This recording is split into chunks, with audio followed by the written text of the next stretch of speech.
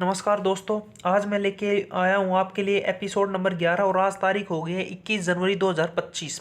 तो भाई कल हमने 15 क्वेश्चन करवा दिए थे। कल हमारे 5 क्वेश्चन बच गए थे और वो 5 क्वेश्चन मैं आज करवाऊंगा, प्लस 15 क्वेश्चन और कराऊंगा। टोटल मैं आज 20 क्वेश्चन कराऊंगा, जिसमें से साइंस सब्जेक्ट के हैं, फिजिक्स ना स्टैटिक जीके के भी हैं, हिस्ट्री के भी हैं, ज्योग्राफी के भी हैं, हर चीज़ के हैं। तो आइए शुरुआत करते हैं बिना किसी देरी के। पहला क्वेश्चन है, पित्तल मिश्रण होता है कॉपर एंड जिंक का, जिंक एंड आयरन का, लेड एंड कॉपर का, आयरन एंड लेड का। ये क्वेश्चन ये लिख रखा है कि भाई ये कब कब पूछा गया है। जैसे West Bengal civil services prelims में 2019 में पूछा गया, RSM SSB जेई में 29 नवंबर 2020 को पूछा गया, UPSSC 3 जुलाई 2022 को पूछा गया। तो भाई साहब किसका पित्तल पित्तल किसका मिश्रण होता है? ये होता है भाई साहब कॉपर और जिंक का होता है। पित्तल को इंग्लिश में कहते हैं भाई साहब ब्रोंज, BRONZ, ब्रोंज। ब्रोंज किसका होता है? Copper, Cu plus tin, Cu plus tin होता है भाई। सॉरी, टिन तो उसका ये होता है जिंक, जिंक। टिन किसका होता है? पित्तल का, पित्तल। एक होता है ब्रोंज, ब्रोंज होता है भाई साहब कांस्य। कांस्य किसका होता है? कांस्य होता है भाई साहब कॉपर प्लस टिन का। मैंने आपको याद करने की बताई थी, कैसे याद करना, पिछली वीडियो में कल ही बताया था। एक होता है भाई साहब सोल्डर, सोल्डर नाम सुना होगा। ये किस किस का होता है? ये होता है लेड, लेड को लिखते हैं पिब्बी, पिब्बी सिंबल है, प्लस टिन से, टिन को लिखते हैं SN, टिन का ये सिंबल है SN। एक होता है भाई साहब German silver, most most most important है भाई साहब। कैसे है जर्मन सिल्वर में? क्या क्या होता है इसमें भाई साहब? कॉपर होता है, निकल होता है और जिंक होता है। चौथा ऑप्शन देगा सिल्वर। तो इसमें याद कर लो, जर्मन सिल्वर में सिल्वर नहीं होता, बाकी ये तीन होते हैं। देख लो, पक्का ऑप्शन में देगा सिल्वर होता है, लेकिन सिल्वर नहीं होता। ठीक है। और एक याद कर लो भाई साहब रोल्ड गोल्ड, रोल्ड गोल्ड। ये किसका मिश्रण होता है? ये होता है भाई साहब कॉपर प्लस एल्यूमिनियम, एल्यूमिनियम का। ठीक है। ये थे कुछ आपको, ये चारों 1 2 3 4 5 और 6, 6 के 6 मोस्ट इंपोर्टेंट आपको याद करने ही पड़ेंगे। नेक्स्ट क्वेश्चन है भाई, जब धातुएं तनु अम्ल से अभिक्रिया करती हैं तब कौन सी गैस निकलती है? Oxygen, hydrogen, nitrogen, carbon dioxide. ये क्वेश्चन देख लो, ऐसे ऐसे पूछा गया है। और तीसरी शिफ्ट में, सेकंड शिफ्ट में और चौथी शिफ्ट में CHSL में पूछा गया 2024 में। भाई साहब आज से सही 6 महीने पहले ये क्वेश्चन पूछा गया है CHSL में। मोस्ट इंपोर्टेंट है, PYQ है। कह रहा है जब धातुएं, धातुएं बोले तो मेटल है ना, मेटल किसके साथ रिएक्ट करती हैं? एसिड। अम्ल बोले तो एसिड। कौन सा एसिड? डाइल्यूट, मतलब तनु मतलब डाइल्यूट एसिड के साथ रिएक्ट करती हैं तो कौन सी गैस निकलती है? तो मोस्ट इंपोर्टेंट कैसे, देखो याद करोगे, एक याद कर लो मैस, MASH, मैस याद करो। जो हॉस्टल की मैस होती है ना, जहाँ पर खाना खाते हैं, उससे याद करो मैस। मैस कैसे? M से मेटल, मेटल प्लस A से एसिड, किसी भी एसिड के साथ रिएक्ट करेगा तो क्या बनाएगा? साल्ट। S से साल्ट और H से हाइड्रोजन। बस तुम्हारा काम खत्म। अगर तुमने ये पहले याद कर लिया तो आज से 6 महीने पहले तो ये CHSL में आपको 1 नंबर मिल जाता। तो मतलब अगर मेटल एसिड के साथ रिएक्ट करेगा तो साल्ट और हाइड्रोजन निकलेगा। अब देखो एग्जाम्पल, जैसे मेटल कोई भी ले लें, जैसे मैं Na ले लेता हूँ, sodium, sodium plus hydrochloric acid ले लूँ HCl में, जैसे HCl ले ले, ये क्या बनेंगे? NaCl बनेगा प्लस H2 बनेगा, और यहाँ पर 2 आ जाएगा। ठीक है। तो मेटल हो गए, सोडियम मेटल, एसिड HCl हो गए, साल्ट NaCl, नमक का घोल साल्ट होता है, और हाइड्रोजन गैस निकलती। तो यही पूछ रहा है कि क्या कौन सी गैस निकलती है? हाइड्रोजन निकलती है। मैस याद कर लो, MASH। बस इतना ही काम है तुम्हारा।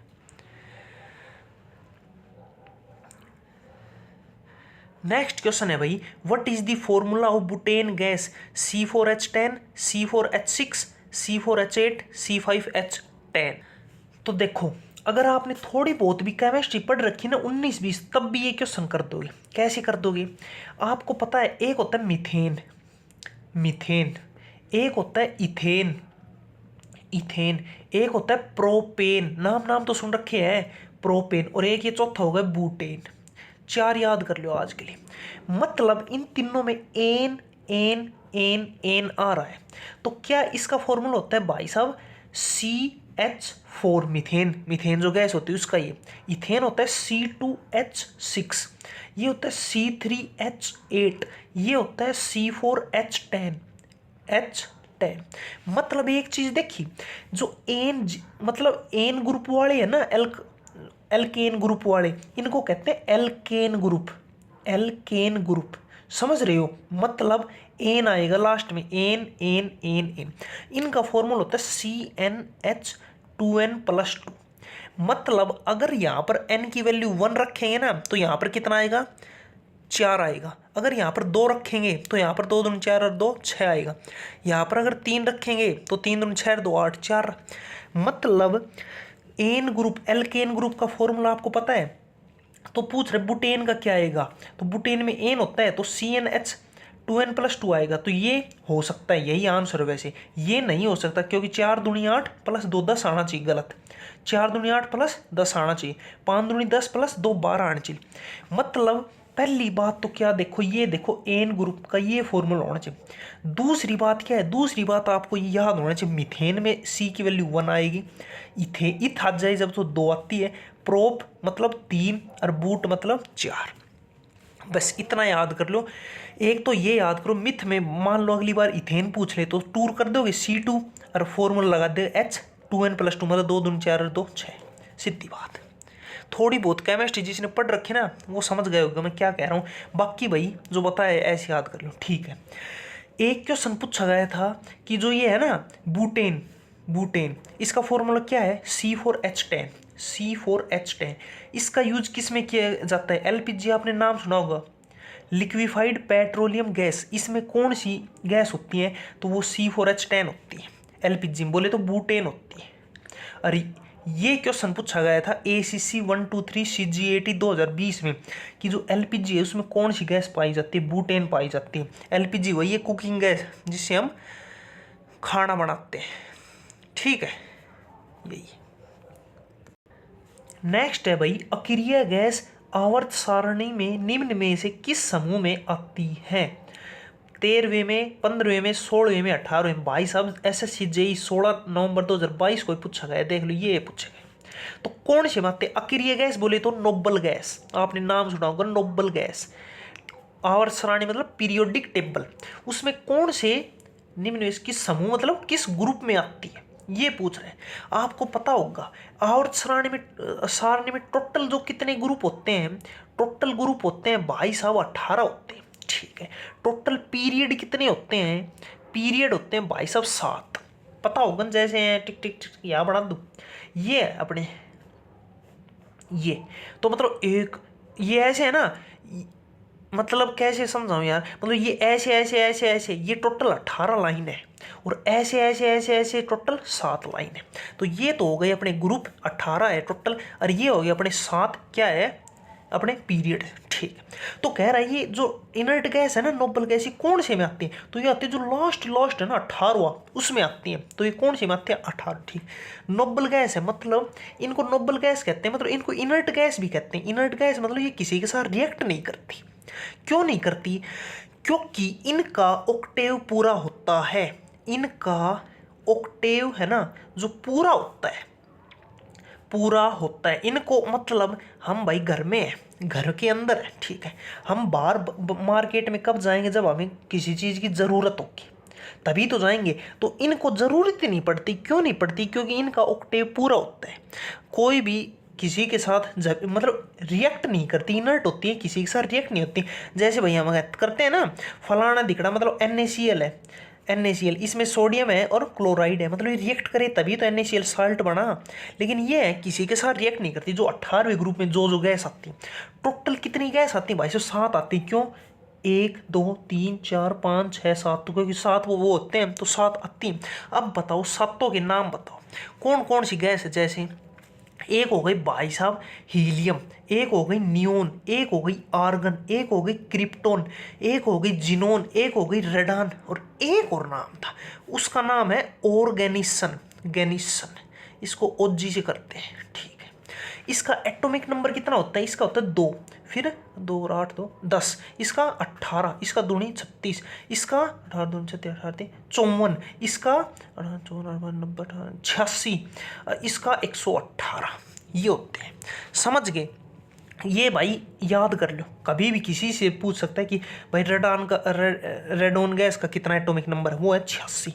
देख लो, ऐसे याद करो, 2 8 2 10 18, ऐसे मैंने तो ऐसे याद किया, ठीक है। फिर आता है एक इनसे पहले एक 17वां ग्रुप और आता है, नहीं दिख रहा क्या, मतलब 18वें से पहले एक 17वां ग्रुप आता है, उनको बोलते हैं हम हेलोजन।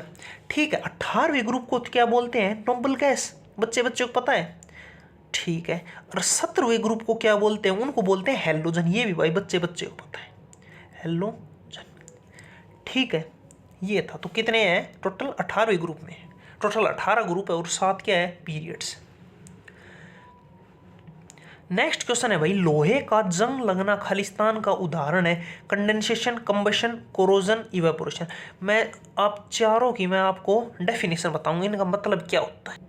सबसे पहले आता है भाई साहब कंडेंसेशन। ये क्या होता है, ये होता है भाई साहब वेपर्स का किस में चेंज होना, लिक्विड में चेंज होना। मतलब जो हवा के बबूले हैं ना, मतलब जो गुब्बारे हैं, समझ गए होंगे, उनको अगर हम हीट ना मतलब टेम्परेचर उनका कम करेंगे, मतलब माइनस में करेंगे, जो भी कम करेंगे, तो लिक्विड में चेंज हो जाएगा। समझ गए, जैसे पानी है, पानी क्या है, लिक्विड है, उसको अगर टेम्परेचर देंगे तो ऊपर उठ जाएगा, मतलब वेपर्स में कन्वर्ट हो जाएगा। और उसी वेपर को अगर टेम्परेचर कम करेंगे तो वो क्या होगा, लिक्विड में कन्वर्ट हो जाएगा, उसे कहते हैं हम कंडेंसेशन। ठीक है, ठीक है। फिर आता है कंबशन। कंबशन का मतलब होता है जलाना, किसी भी चीज़ को जलाना, बस हीट देना, उसे कहते हैं कंबशन। ये समझ गए होंगे कंबशन क्या होता है, किसी भी चीज़ को जलाना। कोरोजन होता है भाई साहब लोहे के जंग लगना। भाई लोहा भाई साहब पुराना हो जाता है तो उसके जंग लग जाता है, हम पेंट भी करते हैं जंग से बचने के लिए, तो वो सब क्या होता है, वो होता है कोरोजन, उसको कोरोजन कहते हैं। इवोपोरेशन क्या होता है, इवोपोरेशन है जो पानी है ना, पानी उसको हम हीट करेंगे तो हवा में उड़ जाएगा, आपको पता है गर्मियों में उड़ जाता है, उसको प्रोसेस कहते हैं इवोपोरेशन। मतलब ये चीज़ और ये चीज़ दोनों उल्टी है। हाँ, पानी को गर्म करने पर जाएगा ना, लिक्विड, पानी छोड़ लिक्विड बोल, लिक्विड से वेपर में जाएगा, उसको तो हम कहते हैं इवोपोरेशन, और वापस आएगा उसको हम कहते हैं कंडेंसेशन। बस इतना ही काम है, और ये क्वेश्चन CHSL पूछा गया 2019 में। ठीक है, नेक्स्ट क्वेश्चन है भाई, निम्न में से कौन सा अम्ल डंक चिट्टी के डंक में पाया जाता है, nitric acid, formic acid, malic acid, none of these. कह रहा है जो चिट्टी हो ना, अरे यार, अरे अरे भाई साहब देखो कुदरत का करिश्मा, चिट्टी दी ही गई, चिट्टी का क्वेश्चन और चिट्टी आ गई। अरे कौन सा डंक है तेरे अंदर भाई साहब, मतलब अपने आप आई है, मैंने खुद कुछ नहीं किया भाई साहब। कह रहा है जो चिट्टी का जो डंक होता है ना, अभी ये तो वो नहीं है, और वो बालूड़ी कीड़ी नहीं है, कीड़ी बोलते हैं हमारे यहाँ, तो बालूड़ी नहीं, ये नहीं खाएगी, जो खतरनाक होते हैं वो खाती है। तो भाई साहब ये इसके डंक में कौन सा वो होता है, एसिड होता है, वो होता है भाई साहब फॉर्मिक एसिड। एक आपने नाम सुना होगा मधुमक्खी, मधुमक्खी होते हैं ना, बीज, मधुमक्खी हिंदी में लिख देता हूँ। मधुमक्खी के डंक में कौन सा एसिड पाया जाता है, वो भी भाई साहब फॉर्मिक एसिड है। मधुमक्खी में भी यही और चिट्टी में भी यही। ठीक है, इसका भाई साहब दूसरा नाम होता है मिथेनोइक एसिड, मिथेनोइक एसिड। ठीक है, और सुनो काम की बात, 3 और 3 7 बार ये क्वेश्चन पूछा जा चुका है, लेकिन 7 बार फॉर्मिक एसिड नाम नहीं लिखा, आधी बार इन्होंने मिथेनोइक एसिड नाम लिखा था। तो चाहे फॉर्मिक एसिड का दो और चाहे मिथेनोइक एसिड का दो, एक ही बात है। ठीक है, इसका भाई साहब फॉर्मूला क्या है भाई साहब, फॉर्मिक एसिड का, इसका फॉर्मूला है COOH, मतलब 2 हाइड्रोजन के एटम है और 1 कार्बन का और 2 ऑक्सीजन के। ठीक है, मैं कैसे याद करूँ भाई साहब, मुझे मक्खी ने 4 बार काट लिया, मतलब 4, मतलब 4 बार काट लिया फॉर्मिक एसिड। ठीक है, लेकिन फॉर्मिक एसिड कम पूछता है, मिथेनोइक ज़्यादा पूछता है। बाकी भाई तुम्हारी मर्जी है, कुछ भी कर लो। देखो NDA में पूछा गया 2022, वहाँ से 2 साल पहले, 1.5 साल पहले। ठीक है, एक है भाई साहब नाइट्रिक एसिड, इसका निर्माण कौन सी प्रोसेस से होता है, इसका होता है भाई साहब ओस्टवाल्ड प्रोसेस से। ओस्टवाल्ड प्रोसेस से इसका निर्माण होता है। हमें ज़्यादा नहीं पूछना कि भाई ओस्टवाल्ड में क्या होता है क्या नहीं होता, मुझे खुद नहीं पता, और आपको भी जानने की ज़रूरत नहीं। जितना जानो उतना जानो, जितना एग्जाम में आए तो पूछ सकता है कौन सी प्रोसेस है।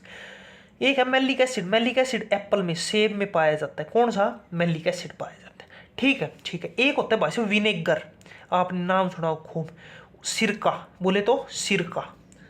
ठीक है, उसमें कौन सा एसिड पाया जाता है, उसमें पाया जाता है एसेटिक एसिड। एसिटिक एसिड पाया जाता है। एक है भाई साहब जैसे लेमन हो गया, जैसे अरे क्या लेमन क्या बोलते हैं, ऑरेंज संतरा है, संतरे हो गई, लेमन को हिंदी में क्या बोलते हैं ध्यान नहीं है। संतरे में कौन सा सीट्रिक एसिड, मतलब जो खट्टे पदार्थ होते हैं ना उनमें सीट्रिक एसिड पाया जाती है, ये तो सबको पता है, ठीक है।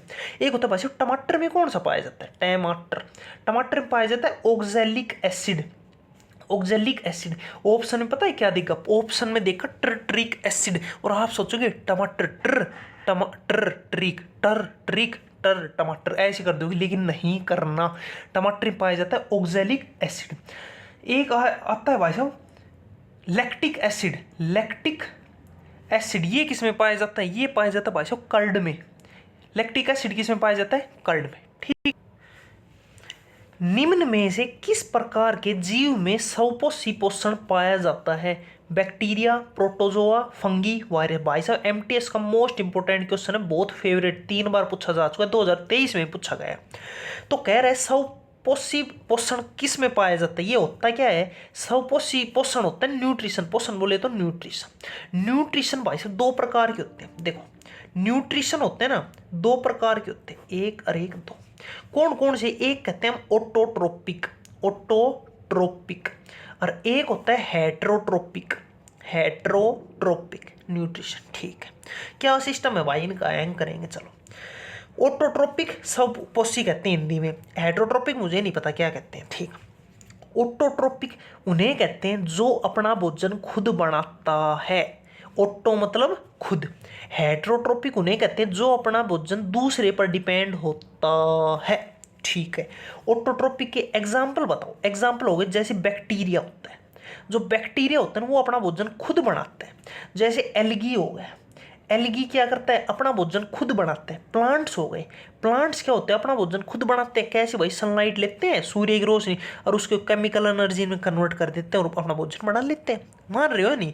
प्लांट्स का बेरो है, एल्गी भी याद कर लो और बैक्टीरिया याद, तो कह रहे पाया जाता है, मतलब ऑटोट्रोपिक कौन पाया जाता है, बैक्टीरिया पाया जाता है।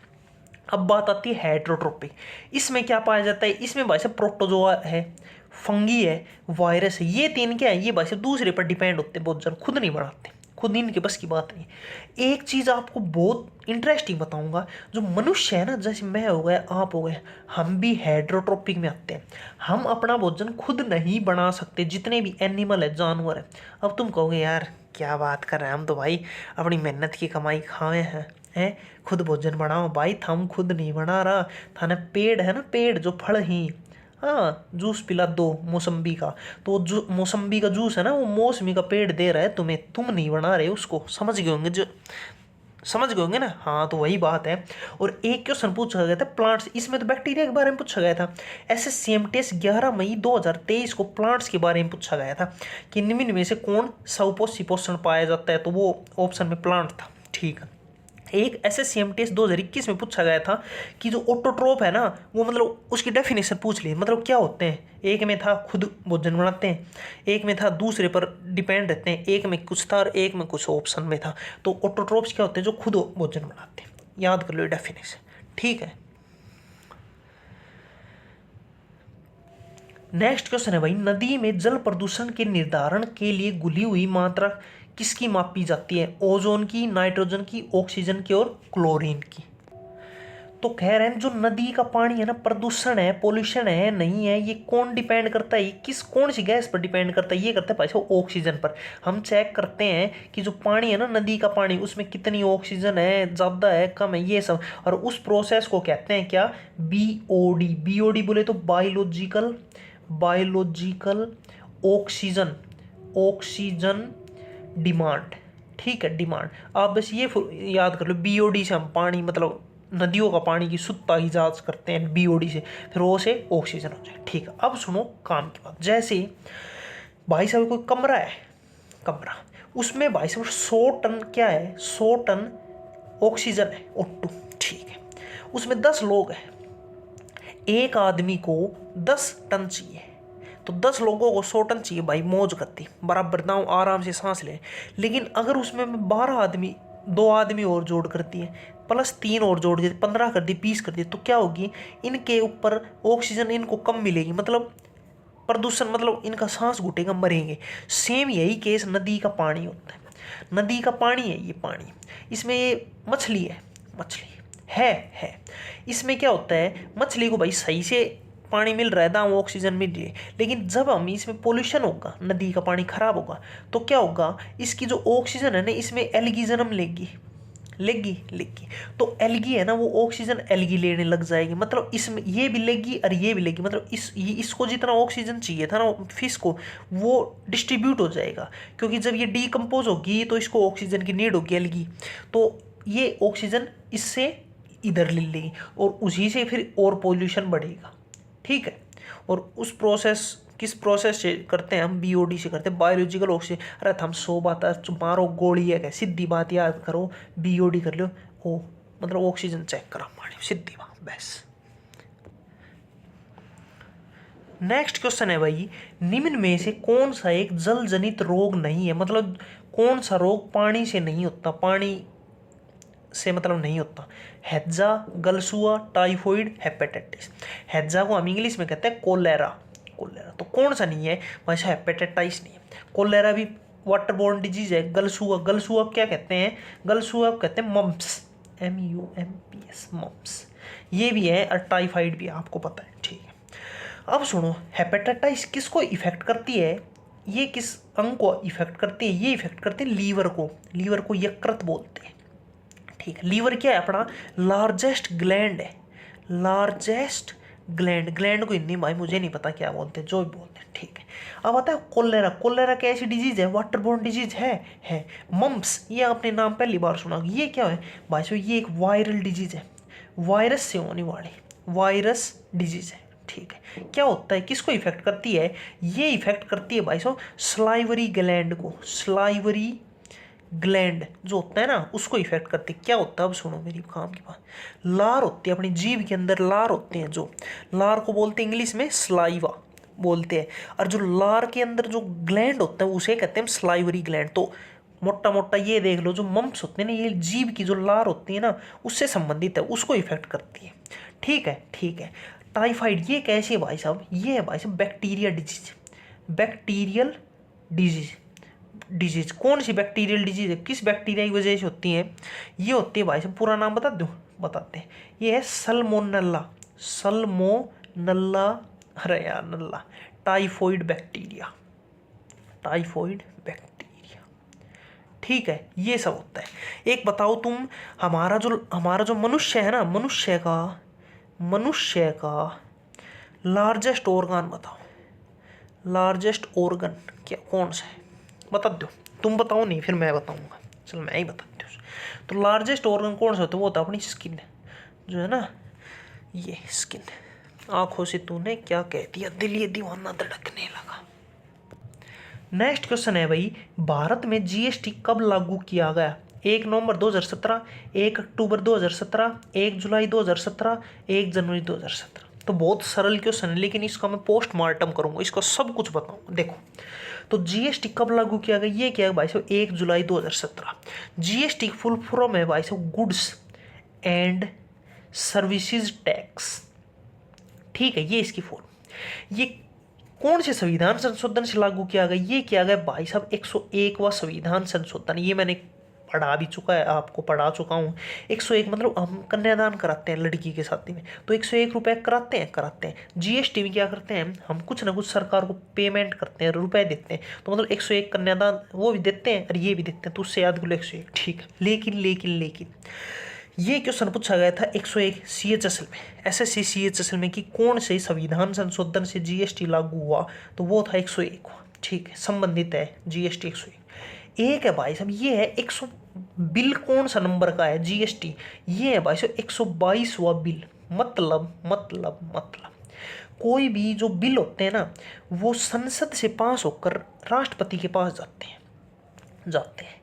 तो कुल मिला के मतलब जो 101वां नंबर पे आया ना, 1 जुलाई 2017 तक 122 बिल गए थे, 122 बिल, जिनमें से 101 है ना उनको मान्यता मिली थी। मतलब 101 संविधान संशोधन लागू हो गए थे।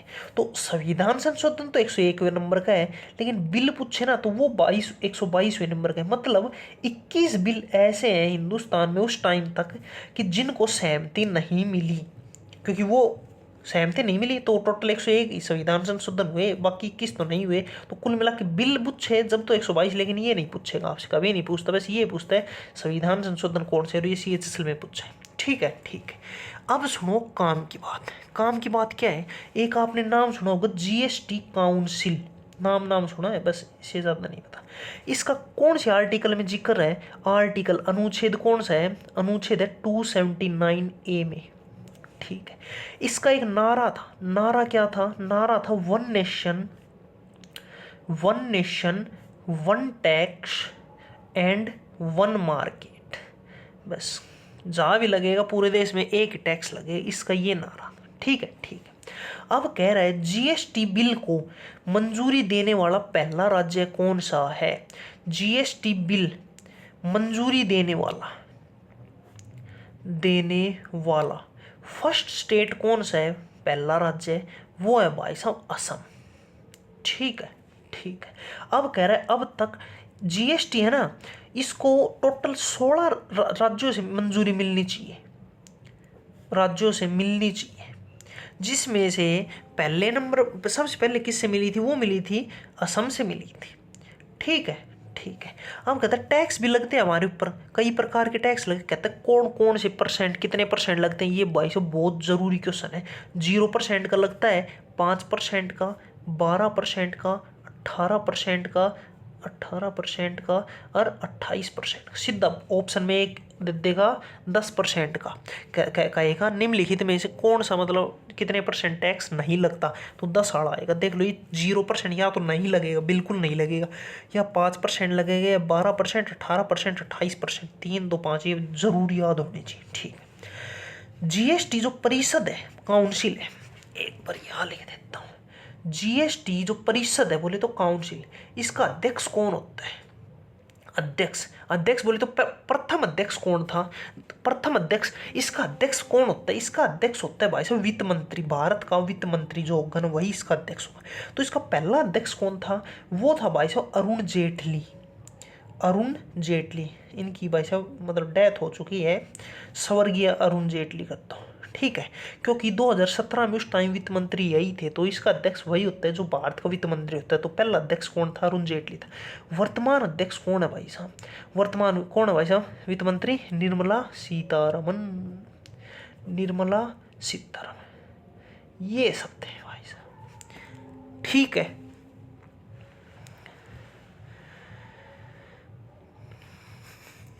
नेक्स्ट है भाई, भारत की जनगणना 1872 में किसके शासनकाल में शुरू की गई थी।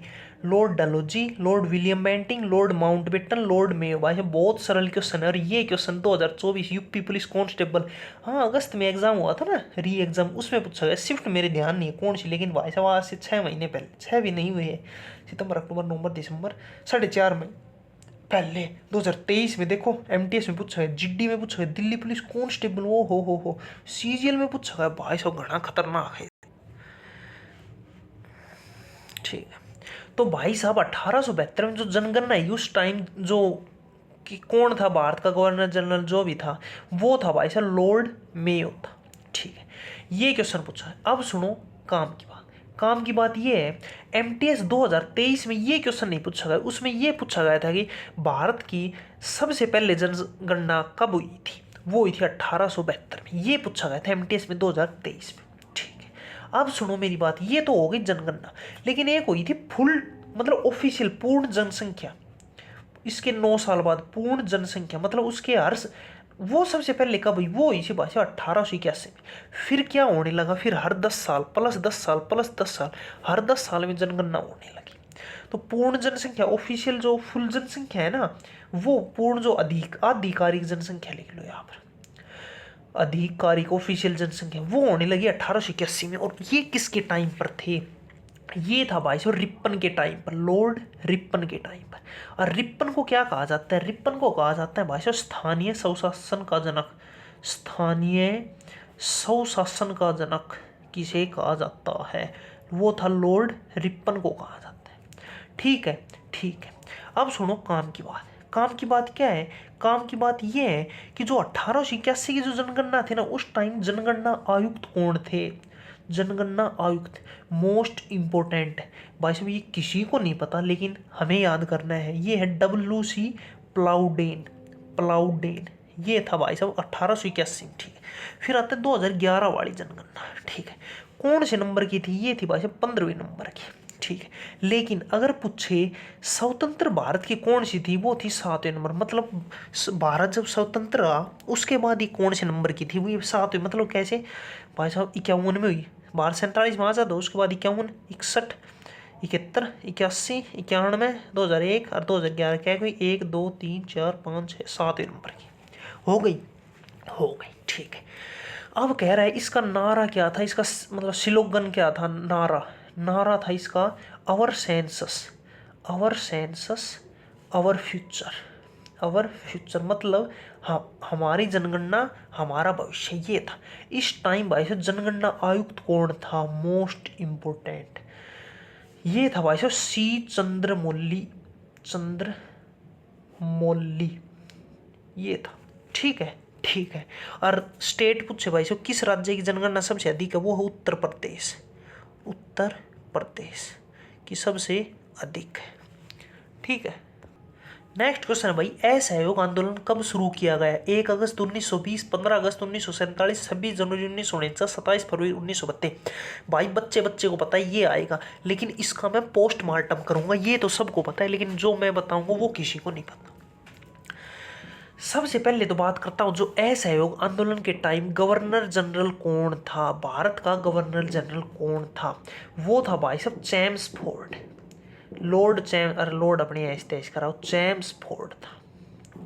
ठीक है, कब हुआ था? 1920 में हुआ था। ठीक है, एक 1919 में भी हुआ था। 1919 में कौन सा हुआ था? वो था भाई साहब खिलाफत आंदोलन। मैंने कल भी बताया था। किसने उसका ऐड किसने किया था? अली ब्रदर्स ने किया था उसको। ठीक है, और मतलब खिलाफत आंदोलन को और जो असहयोग आंदोलन को मिलाया किसने था? जोड़ा कितने मिलाया था किसने? गांधी जी ने। गांधी जी ने जो मिलाया था। और ये कब मिलाया था? ये मिलाया था जनवरी 1921 में। और ये क्वेश्चन पूछा गया था SSC GD में 6 फरवरी 2023 को दूसरी शिफ्ट में, कि जो असहयोग आंदोलन और जो खिलाफत आंदोलन को मिक्स कब किया गया था? ये किया गया था जनवरी 1921 में किया गया। ठीक है, फिर आता है जो असहयोग आंदोलन है ना, उसको कांग्रेस ने किस अधिवेशन में अपनाया? कांग्रेस ने किस अधिवेशन में अपनाया? ये मोस्ट इंपोर्टेंट अधिवेशन ये पूछा गया था। में अपनाया, ये अपनाया था भाई साहब कांग्रेस ने 1920 में अपनाया था। कौन से अधिवेशन? ये था भाई साहब नागपुर अधिवेशन। नागपुर जो सत्र चल रहा था। और ये क्वेश्चन पूछा गया था MTS में। SSC MTS 21 अगस्त 2019 को तीसरे शिफ्ट में पूछा गया था, कि सबको पता है ये मनाते हैं लेकिन ये किसी को नहीं पता कि नागपुर में। ठीक है, अब सुनो काम की बात। काम की बात यह है इसको खत्म किया गया। कब खत्म किया गया? इसको खत्म हुआ था भाई साहब, ये कब हुआ था खत्म? 1922 में हुआ था। चोरा चोरी घटना के बाद खत्म हुआ था, ये सबको पता है। और ये क्वेश्चन पूछा गया था DSSB में पूछा गया, और WCS West Bengal civil service में पूछा गया कि जो असहयोग आंदोलन है उसको खत्म कब किया गया? तो खत्म कब किया गया? 1922 में, चोरा चोरी घटना के बाद फरवरी 1922 में खत्म किया गया। ठीक है, ठीक है। अब सुनो गांधी जी की बात कर ले। गांधी जी की जिंदगी से जुड़े कुछ, पहले एक किताब है, किताब का नाम है हिंद स्वराज। बच्चे बच्चे को पता है किसकी है? गांधी जी को, भाई सबको पता है। ठीक है, एक है भाई साहब चंपारण जो है ना आंदोलन। आंदोलन कब हुआ था? गांधी जी ने कब किया था? ये हुआ था भाई साहब 1917 में। ठीक है, जो गांधी जी हिंदुस्तान आए ना उसके बाद इन्होंने जो इनका जो सबसे पहला आंदोलन यही था, चंपारण। एक आता है भाई साहब खेड़ा। खेड़ा ये कब का था? ये 1918 का है। एक है और 1919 का खिलाफत हो गया, 1920 का असहयोग हो गया। फिर आता है भारत छोड़ो। भारत छोड़ो ये कब का है? ये है भाई साहब 1942 का। ठीक है, उस टाइम भाई भारत का गवर्नर जनरल कौन था? वो था लिन लिथ गो। ठीक है, लिन लिख देता हूँ, लिन लिथ और गो, GO, गो मतलब गो एंड गो। ठीक है, एक पूछा जाता है भाई साहब Indian national liberation foundation. Indian national liberation foundation, इसकी स्थापना कब की गई और किसने की थी, ये बता दो। इसकी स्थापना की थी भाई साहब 1919 में की थी। किसने की थी, ये की थी भाई साहब सुरेंद्र नाथ बनर्जी। सुरेंद्र नाथ, आपने नाम सुना होगा, सुरेंद्र नाथ बनर्जी, इसने की थी। ठीक है, चले नेक्स्ट क्वेश्चन पर। नेक्स्ट क्वेश्चन है भाई, तराइन का द्वितीय युद्ध कब लड़ा गया। भाई से मैंने कल भी बताया था, आज भी बता रहा हूँ, आज करूंगा इसको पोस्टमार्टम। आज तुम्हें दुनिया भर के युद्ध लिखवा दूंगा 2 मिनट के अंदर। देखो, तराइन का द्वितीय युद्ध कब हुआ, 1192। तराइन का प्रथम युद्ध कब हुआ था, वो हुआ था 1191 में। किस किस के बीच हुआ था, पृथ्वीराज चौहान और गोरी के बीच। गोरी है कलाइया, मैं ला दूं तुझे खोरी हरी चूड़ियाँ, अपना बना ले मुझे पालमा। मतलब पहला युद्ध 1191 में पृथ्वी गोरी के बीच पृथ्वीराज जीत गए। दूसरा हुआ पृथ्वी 1192, मतलब 1 साल बाद जो पूछा है, ये हुआ था किस किस के बीच में, पृथ्वी और गोरी के बीच में, लेकिन इस बार गोरी जीत गया। सुनो, ये एक मुसलमान था, गोरी मुस्लिम शासक था। और इसी युद्ध के बाद हिंदुस्तान में पहली बार किसी मतलब मुस्लिम शासक का शासन था। मतलब किसी मुस्लिम जो शासक है ना, उसने शासन किया था। जो तराइन के दूसरे युद्ध के बाद कौन था, वो था मोहम्मद गोरी। ठीक है, पृथ्वीराज कौन से वंश से था, ये था भाई साहब चामान राजवंश से।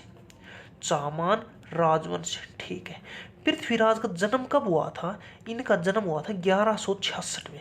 और इनका मतलब शासक गद्दी पर कब बैठे, शासक बने 1177। भाई साहब जिंदगी हो तो ऐसी हो, वरना जिंदा तो टिक टिक टिक टिक, समझ गए। प्लस मतलब 11 साल की उम्र में ये राजा बन गया था। देख लो भाई साहब, ये हो जिंदगी, जिंदा तो। अब सुनो काम की बात। पानीपत का पहला युद्ध कब हुआ, किस किस के बीच हो, ये होता भाई 1526 में। किस किस के बीच, बाबर और इब्राहिम लोदी के बीच में हुआ। जीता कौन, बाबर जीता। ठीक, बाबर कौन था, मुगलों का मतलब जो संस्थापक था ना, यही था बाबर। ठीक है, फिर आता है खानवा का युद्ध। खानवा का युद्ध कब हुआ, 1527, मतलब 1 साल बाद हुआ। किस किस के बीच, बाबर यही था और राणा सांगा था। राणा सांगा दिख रहा है, ठीक है। जीता कौन, फिर बाबर जीत गया। अरे वाह भाई साहब, खतरनाक आदमी था। एक आता है भाई साहब चौसा का युद्ध, ये हुआ था 1539 में। किस किस के बीच, शेर शाह सूरी और हुमायूं के बीच। हुमायूं कौन था, इसका बेटा था। ये था निकम्मा, ये नहीं जीता, ये जीत गए।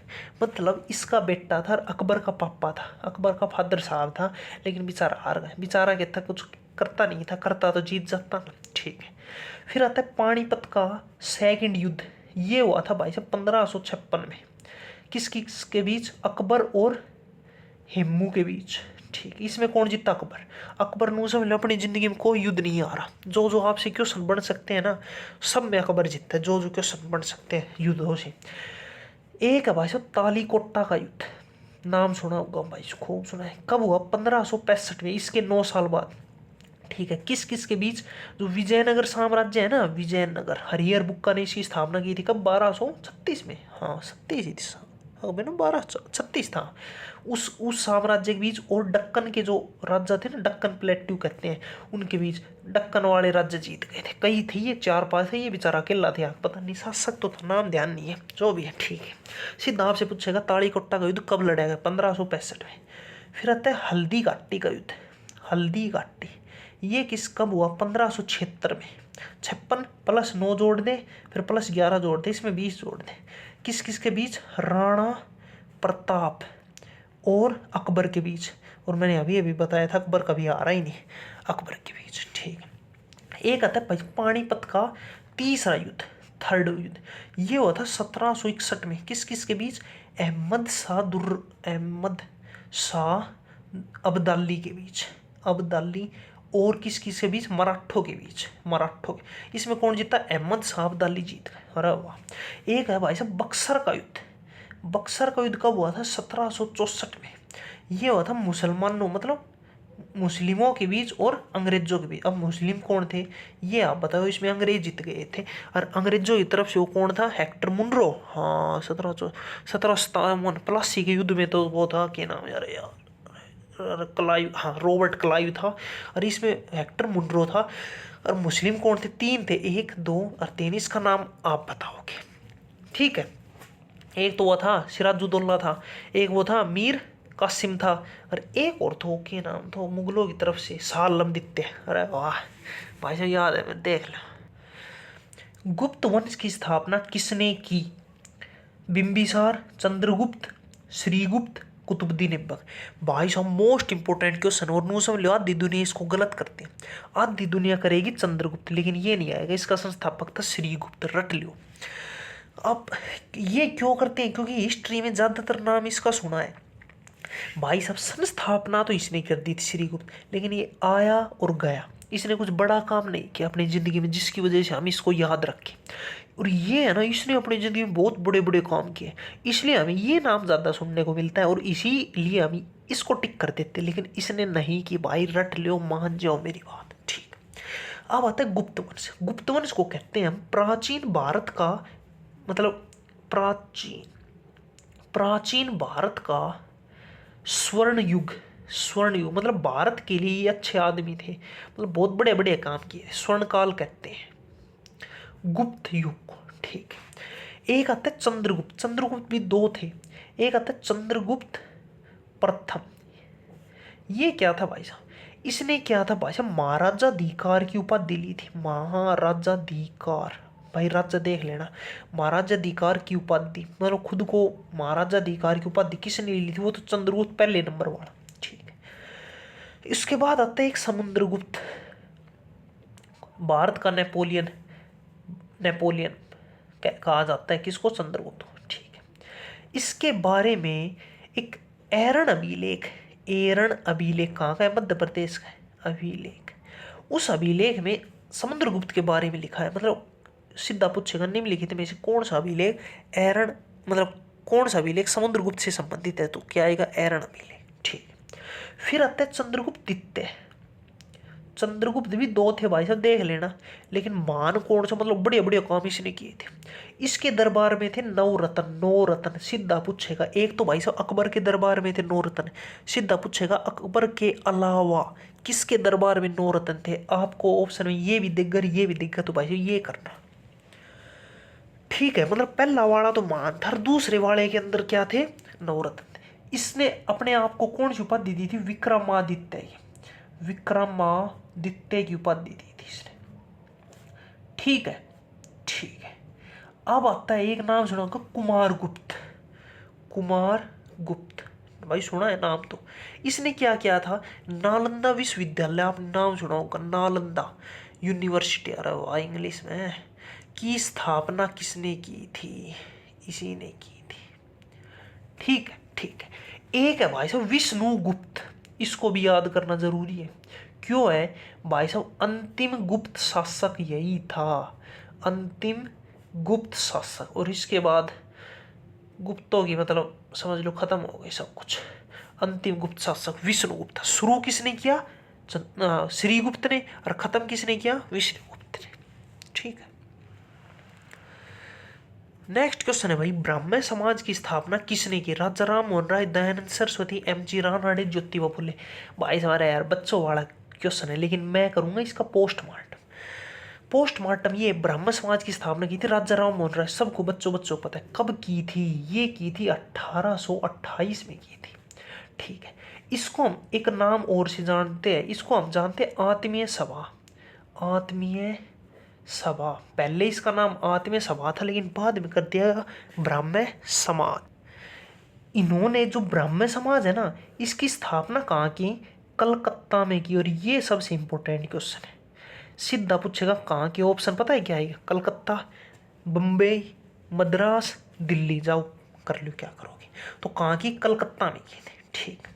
एक है भाई साहब इसकी जो मृत्यु है ना, इसकी मृत्यु ये कब हुई थी और कहाँ हुई थी? इसकी मृत्यु हुई थी 1833 में, मतलब 28 + 5 साल बाद। कहाँ पर? UK, United kingdom. भाई साहब अपने देश में नहीं मरा, मतलब विदेश में जाके मौत हुई भाई साहब, चाड़ा फाड़ दी, ठीक। अब सुनो काम की बात। एक है दयानंद सरस्वती, इन्होंने क्या किया था? इन्होंने क्या था भाई साहब? एक नारा दिया था। नारा दिया था क्या? वेदों की ओर लौटो। मैंने कल भी बताया था और आज भी बता रहा हूँ, ये किन्होंने किया था? दयानंद सरस्वती ने। आर्य समाज की स्थापना, समाज किसने की? दयानंद सरस्वती। ज्योतिबा फुले, इनकी एक वाइफ थी, मतलब भाई साहब ये ज्योति है ना, आदमी है, कदे महिला समझ लो ना, ज्योति समझ गए। तो इनकी वाइफ कौन थी? वो थी भाई साहब सावित्री बाई फुले। ये भी आपने नाम सुना होगा, सावित्री बाई फुले। ये फीमेल थी और ये मेल था, एम मेल। ठीक है, सावित्री बाई फुले इसे कहते हैं भाई साहब भारत की पहली महिला टीचर। भारत हिंदुस्तान की पहली महिला टीचर किसे कहते हैं? उसकी वाइफ को, इसकी वाइफ सावित्री बाई फुले इसे कहते हैं। ठीक है, ये थे। नेक्स्ट है भाई, दीन ए इलाही धर्म किसने शुरू किया? जहांगीर, औरंगजेब, अकबर, तानसेन। तो ये शुरू किया था भाई साहब अकबर ने। ठीक, लेकिन कब शुरू किया गया? ये शुरू किया गया भाई साहब 1582 में शुरू किया गया। ठीक है, क्या सिस्टम था? ये सिस्टम क्या था? तो भाई साहब ये जो धर्म है ना, दिन ए इलाही धर्म, ये भाई साहब सभी धर्मों का धर्म है। मतलब ना हिंदुओं का है ना मुस्लिमों का है, सभी हिंदू मुस्लिम भाई भाई। मतलब बढ़िया काम किया था अकबर ने, तभी इसके लिए इसे जाने जाते हैं। ठीक, इसने भाई साहब तीर्थ कर समाप्त किया था। तीर्थ कर समाप्त किसने किया था? अकबर ने किया था। ठीक है, इसने एक और की थी, मनसबदारी शुरू की थी। मनसबदारी जो प्रथा है, मनसबदारी प्रथा किसने शुरू की? अकबर ने शुरू की। ठीक है, लेकिन अब एक क्वेश्चन पूछा गया था बिहार पुलिस में 1 अक्टूबर 2023 को, आज से 1.5 साल पहले। क्या पूछा गया था? वो ये पूछा गया था कि जो दीन ए इलाही ना, इसको सबसे पहले धर्म नाम किसने दिया? धर्म नाम, और ये दिया था अबुल फजल ने। और ये पूछा गया था बिहार पुलिस में, क्योंकि भाई साहब ये अकबर ने शुरू तो कर दिया, लेकिन इसे धर्म नाम नहीं कहा जाता। मतलब ऐसे ही बस भाई अकबर ने शुरू कर दिया। क्या शुरू कर दिया? दीन ए इलाही शुरू कर दिया। अरे के सिस्टम है किससे भाइयों? ये एक धर्म से है, और ये नाम दिया था अबुल फजल ने। अबुल फजल की किताब है अकबरनामा, मैंने पढ़ाई हुई है आपको। अकबरनामा किसकी है? अबुल फजल की। ठीक, एक आता है जहांगीर, ए ऑप्शन। जहांगीर ने क्या किया था? जहांगीर का कार्यकाल था 1605 से 1627। क्यों भाई? 1605 में अकबर मर गया था। अकबर का बेटा जहांगीर, जहांगीर से वो सलीम कहते हैं, जो अकबर में आता था ना, हाँ भाई। तो भाई साहब 1605 से लेकर 1627 तक इसका कार्यकाल था। इसने एक किताब लिखी थी, उसका नाम था तुजुक ए जहांगीरी। तुजुक ए जहांगीरी। ठीक है, अकबरनामा किसने लिखी? अबुल फजल ने लिखी। ऑप्शन में अकबर दिखे तो अकबर ने नहीं लिखी थी वो, अकबरनामा अबुल फजल ने लिखी थी। ठीक है, कौन सी भाषा में लिखी? ये लिखी भाषा फारसी भाषा में। ठीक है, इसने एक काम और किया था, बहुत घटिया काम। वो क्या था? वो था भाई साहब, इसने सिखों के 5वें गुरु कौन थे भाई साहब? अर्जुन देव। हा, समझ गए? अर्जुन देव की इन्होंने हत्या करवा दी थी। ठीक है, वो कुछ और ही रीजन था। मतलब ये अर्जुन देव है ना, इसके भाई के खिलाफ परशुराम, पता नहीं क्या नाम था, जो भी था, बीच में कुछ बोल रहा था अर्जुन देव, इसलिए इसने मरवा दिया। पता नहीं क्या था, तो शरीर में ध्यान नहीं। फिर आता है औरंगजेब। देख लो, बी ऑप्शन है औरंगजेब। औरंगजेब ने क्या किया था भाई साहब? सबसे कमीन शासक कह लो इसको। 1658 से लेकर 1707 तक इसका कार्यकाल था।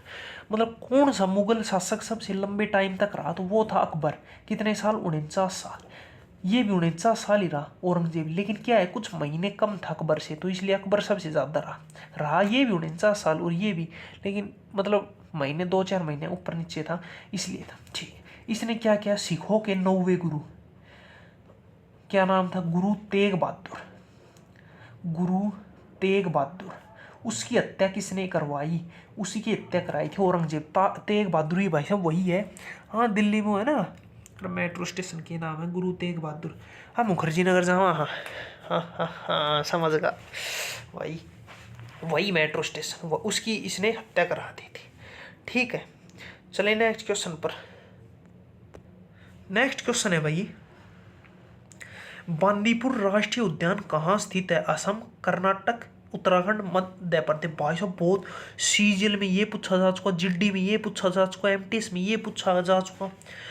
तो भाई साहब आज मैं आपको 2-4-5-4 नेशनल पार्क, राष्ट्रीय उद्यान करवाऊंगा। तो बांदीपुर कहाँ पर है? ये भाई साहब कर्नाटक में। ठीक है, अब आता है कर्नाटक। कर्नाटक में 2-4 और है। एक भाई साहब बन्नेर घाटा, बन्नेर घाटा नेशनल पार्क कहाँ पर है? कर्नाटक में। एक है नागरहोल, नागरहोल कहाँ पर है? कर्नाटक में।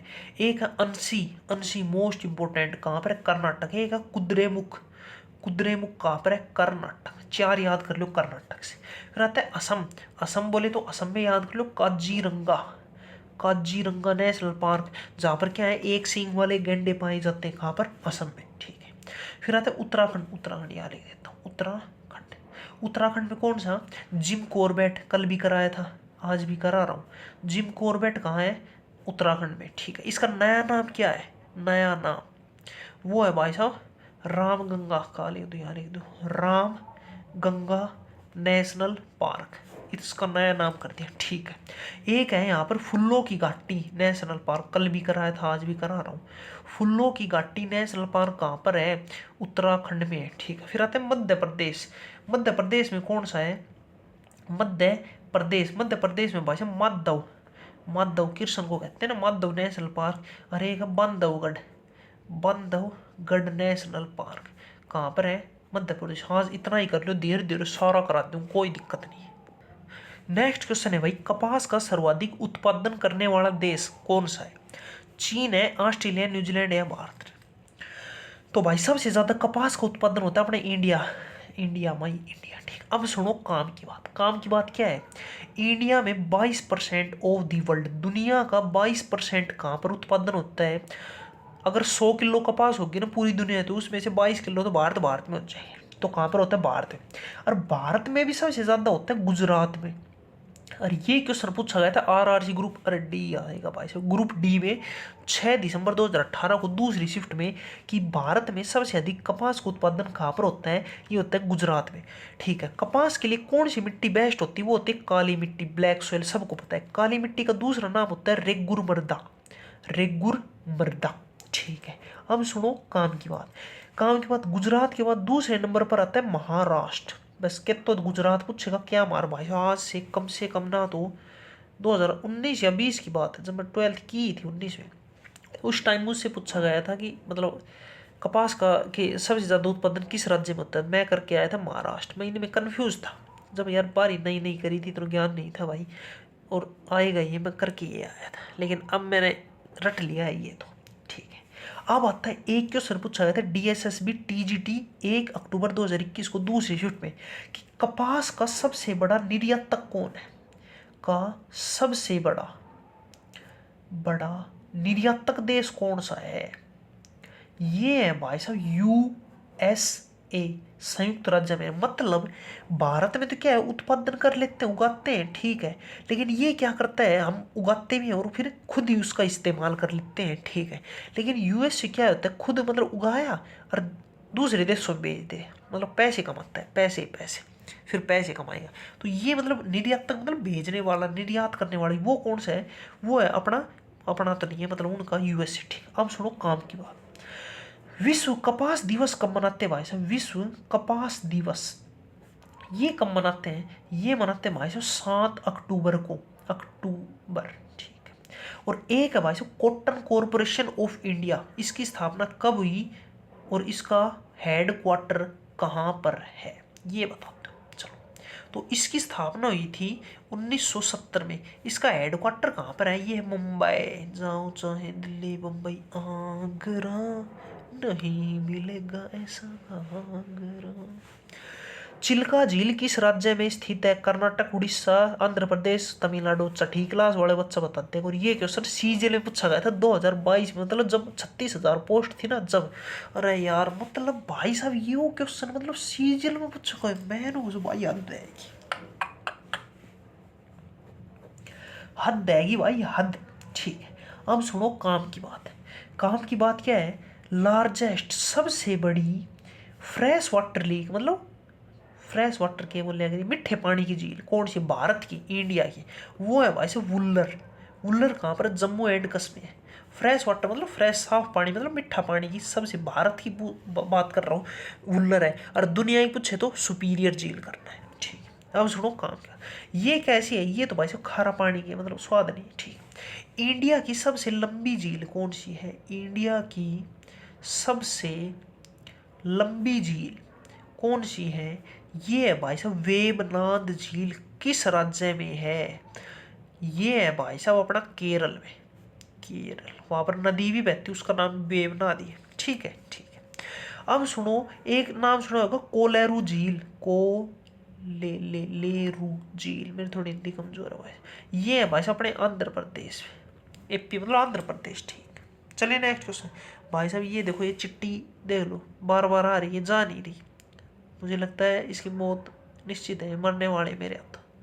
दिख गया? नहीं दिखा? अब तो ना दिखा गया यार, अरे यार अब दिखे ही, देखिए चली कर उतर जा। चल देख, दिख गई ना? हाँ, अब तक नहीं गई। भाई आज का लास्ट क्वेश्चन है, स्वर्ण क्रांति का संबंध किससे है? बागवानी से, आलू उत्पादन, टमाटर उत्पादन, दूध उत्पादन। और ये क्वेश्चन पूछा गया है यूपी पुलिस कांस्टेबल 31 अगस्त 2024 को। शिफ्ट मेरे ध्यान नहीं है, मतलब आज से सही 4.5 महीने पहले भाई यूपी पुलिस में एक तो ये पूछा गया था, एक थोड़ी देर पहले करवाए थे वो पूछा गया, 2 क्वेश्चन पूछे गए, देख लो। 2023 में पूछा गया ये क्वेश्चन, 2022 में पूछा गया, CHS में, RPF में पूछा। तो कह रहा है स्वर्ण क्रांति मतलब गोल्डन क्रांति, क्या बोल रहे हैं अग्री? अरे यार ध्यान नहीं, गोल्डन, येलो क्रांति, गोल्ड, जो भी है छोड़। तो बागवानी जो घर में हम लगाते हैं ना, धनिया, टमाटर, पालक, मेथी, मतलब छोटे से एरिया में लगाते हैं घर में, घर के अंदर, उसे कहते हैं बागवान। ठीक है। स्वर्ण क्रांति एक और बागवानी भी हो सकता है, और होता है हनी, मतलब मधुमक्खी पालन। मधुमक्खी, उसे भी क्या कहते हैं? उसे भी हम स्वर्ण क्रांति कहते हैं। मधुमक्खी बोले तो हनी, हनी मतलब शहद देते हैं, तो हनी से याद कर लो मनी। और मनी क्या होता है? स्वर्ण, जो गोल्ड होता है उसका मनी। अगर गोल्ड क्या होता है? मतलब सोना चांदी, क्या करेंगे प्यार में, मतलब सोना भी तो मनी है एक प्रकार का। तो मनी हनी, और हनी मधुमक्खी, किससे है? गोल्ड बनाते हैं। ठीक है ठीक है। अब सुनो, इसको बागवानी को एक और नाम से जाना जाता है, ये नाम जाता है हॉर्टिकल्चर। हॉर्टिकल्चर, हॉर्निकल्चर नहीं, हॉर्टिकल्चर। और ये वन वर्ड सब्स्टिट्यूशन भी है, ब्लैक बुक में देख लेना। ठीक है। अब आता है, एक होता है भाई श्वेत क्रांति, भाई सबको पता है लेकिन एक बार मैं फिर करा देता हूँ। ये बात है श्वेत मतलब दूध, अरे मिठा मतलब मिल्क, MIL के मिल्क। एक होता है भाई पीली क्रांति, ये है भाई तिलहन से संबंधित है। एक है भाई नीली क्रांति, ये है भाई साहब मछली पालन से। मछली जल की रानी है, जीवन उसका पानी है, हाथ लगाओगे मर जाएगी, ना ना, मछली जल की रानी है, जीवन उसका पानी है, हाथ लगाओगे डर जाएगी, बाहर निकालोगे मर जाएगी। हाँ भाई हाँ भाई, ये थी। एक है भाई भूरी क्रांति। भूरी क्रांति किससे है? ये है भाई साहब चमड़े से, चमड़े से संबंधित है। एक है भाई साहब क्या नाम उसको, गोल्डन फाइबर। हाँ, गोल्डन फाइबर, FIBR। ये है भाई साहब जूट के उत्पादन से। और एक मोस्ट इंपोर्टेंट लास्ट एक क्वेश्चन बता रहा हूं, भारत में स्वर्ण क्रांति का जनक किसे कहा जाता है? भारत में स्वर्ण क्रांति का जनक, क्रांति का जनक किसे कहा जाता है? ये कहा जाता है भाई साहब निरपुख, निरपुख कैसे, निरपक कैसे लिखते हैं? टुटेज ऐसे लिखते हैं, इसे जाना जाता है निरपुख। और MS स्वामीनाथन हरित क्रांति का जनक। ठीक है। ये भाई कुछ क्वेश्चन से भाई बहुत मेहनत लगती है। लाइक कर दो वीडियो को, शेयर कर दो और सब्सक्राइब करो। भाई साहब मैं कह रहा हूँ कम से कम ना तो मुझे 6 घंटे लगते हैं इस एक वीडियो के चक्कर में। इसकी रील भी बनानी होती है, शॉर्ट्स भी अपलोड करने होते हैं। मैं कुछ भाई साहब खुद ही क्वेश्चन ढूंढने पड़ते हैं, लिखने पड़ते हैं, फिर 1 घंटे की वीडियो बनाता हूँ। 58 मिनट की हो गई है, अब देख लो। वीडियो बनाता हूँ, फिर अपलोड करता हूँ, टाइटल सब टाइटल, थंबनेल। भाई साहब मैं उसमें दुखी आ रहा हूँ बहुत घणो, सिर में दर्द हो जाओ, सिर पाटन न जाओ से। भाई कर दो यार, लाइक करो, शेयर करो, सब्सक्राइब करो, बहुत मेहनत लगे। पर मैं बस एक ही चीज़ देख कर थोड़ा रुक जाऊँ सू कि आज नहीं तो कल, मतलब कबे न कबे तो ससरी चलेगी वीडियो, कदे तो ससरा करेगा सब्सक्राइब यार। भाई बाकी यार कोई गलत मेरे इंटेंशन को नहीं, वैसे ही कर रहा हूँ, छोड़। वीडियो अच्छी लगे सही में लाइक करो, शेयर करो, सब्सक्राइब। धन्यवाद।